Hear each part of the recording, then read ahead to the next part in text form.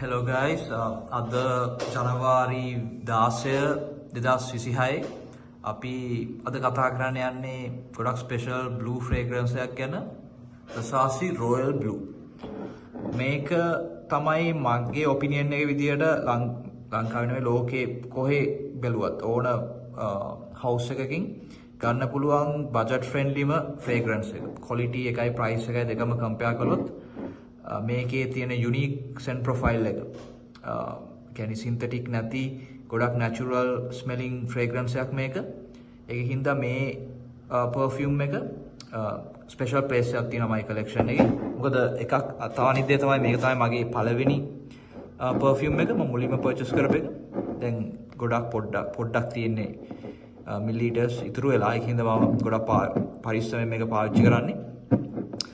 මොකද මම දැක්කේ නෑ මේක කොහෙවත් ගන්න ඊට පස්සේ මම හෙව්වා තව බොටල් එකක් ඒ වුණාට unfortunately මේ perfume එක දැන් මම දන්නේ ඩිස්කන්ටිනියු කළාද කියලා මම නුගේ ගොඩින් මේක පර්චේස් කළේ මුලින්ම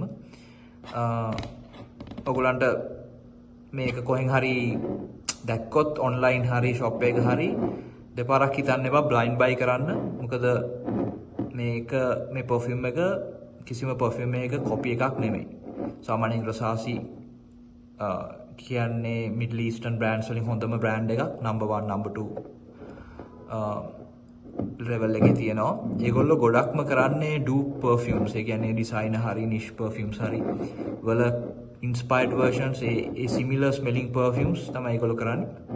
ඒගොල්ලන්ගේ sub brand එකක් තමයි Rehan. ඒගොල්ලොත් ඒ strategy එකම තමයි කරන්නේ. හැබැයි මේ perfume එක කිසිම perfume එකක copy එකක් නෙමෙයි. මේක unique එකක්. මේක 90s වල ආපු perfume එකක් මුලින්ම. ඒතර ඔයගොල්ලන්ට මේ 90s vibe එක මේක ගොඩක් දැනෙනවා. සමහර කෙනෙක්ට හිතන්න පුළුවන් මේක dated perfume එකක් කියලා. අතට මටත් එහෙම හිතුණා. මුලින්ම මම මේක පාවිච්චි කරන්න ගත්තී. මම හිතුණා මේ මොකද්ද මේක නිකන් පරණ තාලේ ගතියක් කියන්නේ වයසක මිනිහෙක්ගේ perfume එකක් වගේ vibe එකක් එන්නේ. හැබැයි විශේෂ දේ තමයි මේක ටිකක් කාලයක් පාවිච්චි කරද්දී වාගේ ඔපිනියන් එක සෑහෙන වෙනස් වෙනවා. මොකද මේකේ notes ගත්තොත් මේක ඉන්නේ aquatic notes ගොඩක් නිකන් sea side එකේ මුහුද ළඟ තියෙන vibe එක මුහුදු හුළඟ එක mix වෙච්ච melon note එකක් තියෙනවා. ඒක මාර ලස්සනයි මාර unique. ඒක කියන්න අමාරුයි. ඔයගොල්ලෝ try කරලා බැලුවොත් ඔයගොල්ලන්ට තේරෙයි. ඒ melon note එක තමයි මේ perfume එක අනික් perfume වලින් වෙනස් කරන දේ.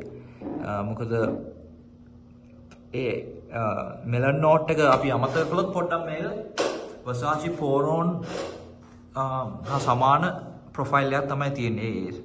ඒකේ කොපි එකක් කියනවා නෙමෙයි. ඒ සමාන DNA එකක් තමයි මේකේ තියෙන්නේ. බෑර melon note එක මේක හින්දා මේක ගොඩක් separate side එකකට යනවා. Versace pour on හරි අද අනික් ඔය තියෙන blue frame. Sorry guys මගේ phone එක off වුණා. මම හිතන්නේ battery low තිබ්බේ. right අපි නැවතුව තැන ඉඳන් පටන් ගමු. so අනිත් එක තමයි ස්පෙෂල් දේ මට කියන්න ඕනේ මේකේ longevity එක projection එක ඒ දෙක ගැන කතා කළොත් මම මේක මුලින්ම ගත්ත කාලේ මට මතක විදියට සාමාන්‍යයෙන් පැය 3ක් 4ක් වගේ තිබ්බ longevity එක. හැබැයි දැන් මේක macerate වෙලා තියෙන හින්දා පැය 5ක් 6ක් වගේ longevity එකක් තියෙනවා skin එකේ. clothes වල ඇඳුම් වලට ගැහුවොත් සාමාන්‍යයෙන් පැය 7ක් 8ක් වෙනකන් තියන්න පුළුවන්. so blue fragrance එකක් විශේෂයෙන්ම fresh summer fragrance එකක් පැය 6ක් 7ක් තියනවා කියන්නේ ඒක ගොඩක් හොඳ performance එකක්. ඒකින්ද කොහොමත් Versace perfumes වල තියෙන වැදගත් දෙයක් තමයි ඒගොල්ලන්ගේ performance හොඳයි. ඒගොල්ලන්ගේ අර low performing perfume ඇත්තම නැහැ. මොකද ඔක්කොම වගේ ඉන්නේ EDP concentration එක.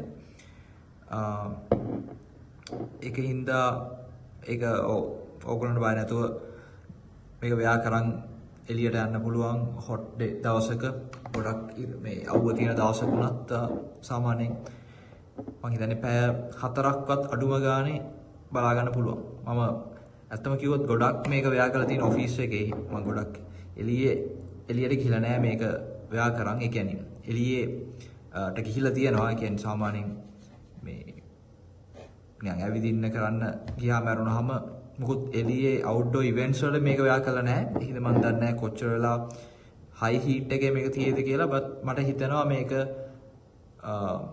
අවුව දවසක මොකක් හරි ඉවෙන්ට් එකක් එළියේ කරද්දි ව්‍යා කරොත් එහෙම නැත්නම් බීච් සයිඩ් එකේ අවුව වෙලාවක හිටියොත් මේක දාන්න. ඒත් මට හිතෙනවා පැය 3ක්වත් මිනිමම් තියෙයි කියලා. මොකද අවුවට ගොඩක් වාෂ් වෙනවා.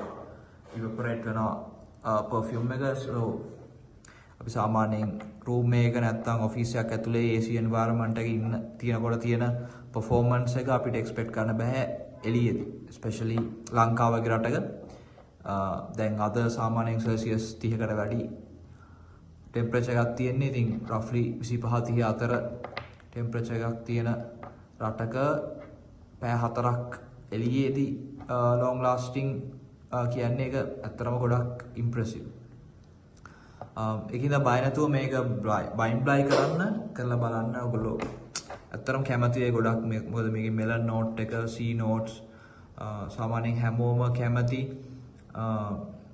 විදිහේ notes තමයි මේකේ තියෙන්නේ. try කරලා බලන්න comments වල මට කියන්න ඔයගොල්ලෝ මේක පාවිච්චි කරලා තියෙනවා නම් එහෙම නැත්නම් ඔයාලට මොනවා හරි තව දෙයක් දැනගන්න පුළුවන් නම් එහෙනම් අපි ඉක්මනට තවත් වීඩියෝ එකකින් හම්බෙමු. Thank you so much guys. Bye.